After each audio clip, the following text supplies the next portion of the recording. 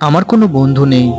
আমি যখন এই কথাটি একটা প্রবাসীর মুখ থেকে শুনলাম, তখন আমি অনেকটা আশ্চর্য হয়ে গেলাম। আমার বন্ধু নেই, এটা আবার কেমন কথা?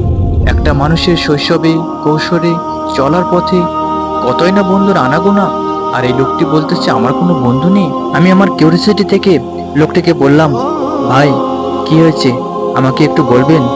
ভাইটি বলল, আপনি কি শুনতে চান? তাহলে শুনুন। আমার দেশে হাজারো বন্ধু ছিল। আমি যখন প্রবাসে এসেছি, তখন বন্ধুগুলো মাসের পর মাস পার হয়ে যায়, বছরও পার হয়ে যায়। কোনো বন্ধু আমাকে কখনো ফোন দিয়ে বলেনি, বন্ধু তুই কেমন আছিস, বন্ধু তুই খাইছিস, আমার ভালো মন্দ তারা কখনো জিজ্ঞেস করেনি। কিন্তু দেশীয় বন্ধুদের আমি মাঝে মাঝে ফোন পাই, মাঝে মাঝে ফোন দেয়। তখনই তারা আমাকে ফোন দেয় যখন তারা কখন কোনো সমস্যায় পড়ে যায়। যখন তারা কোনো সমস্যায় পড়ে যায়, তখন তাদের আমার কথা মনে হয়। আমি যেন তাদের কাছে একটা মানি ব্যাংক, আমি যেন তাদের কাছে একটা প্রবাসী ব্যাংক। এই কথা বলে লোকটি আবার চুপ হয়ে যায়। তার এই কথায় আমি বুঝতে পারি পৃথিবীতে মানুষ কতটা স্বার্থপর।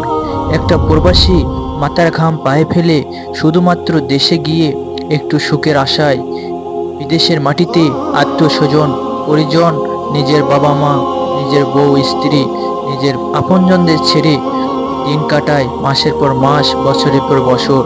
এই মানুষটার ওপর আমাদের কখনো দয়া হয় না, এই মানুষটির উপর আমাদের কখনো মায়া হয় না। আমরা সবাই নিজের স্বার্থে ব্যস্ত আছি। কিন্তু একটা প্রবাসী যখন কাউকে কিছু দিতে পারে, তখন সে নিজের মধ্যে তৃপ্তি অনুভব করে। দেশে আমরা অনেক বিত্তবান এবং অনেক বড় বড় চাকরিজীবী দেখি, তাদের উপর আমাদের কোনো আশা থাকে না। আমাদের যত আশা সব প্রবাসীদের ওপর। যেন প্রবাসীরা বিদেশে শুধু এখানে এসে শুধু দু হাতে টাকা ধরতেছে, এদের কোনো পরিশ্রম নেই, শুধু দু হাতে টাকা ধরাই এদের কাজ, এটা আমরা অনেকেই মনে করি। কিন্তু না, আমরা একটু নিজের বিবেককে প্রশ্ন করি, আসলে তাহলেই আমরা আমাদের উত্তরটি পেয়ে যাব। তাই আসুন আপনারা, আমরা সবাই মিলে প্রবাসীদের বোঝার চেষ্টা করি। কারণ একজন প্রবাসী যোদ্ধা, একজন রেমিটেন্স যোদ্ধা, যে আপনার দেশে টাকা পাঠিয়ে আপনার দেশের অর্থনীতিকে সচল রাখছে, যে আপনার আমার সুখের জন্য নিজের জীবনটা অন্য দেশে পার করে দিচ্ছে, তার জন্য একটু মায়া করি,